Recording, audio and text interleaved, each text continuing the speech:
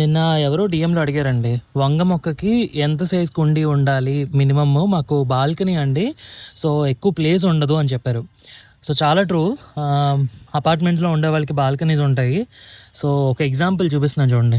దీనికి ఆల్రెడీ ఒక 3-4 కాయలు తెంపానండి నేను. సో ఇది జస్ట్ 8 ఇంచ్ కుండీ.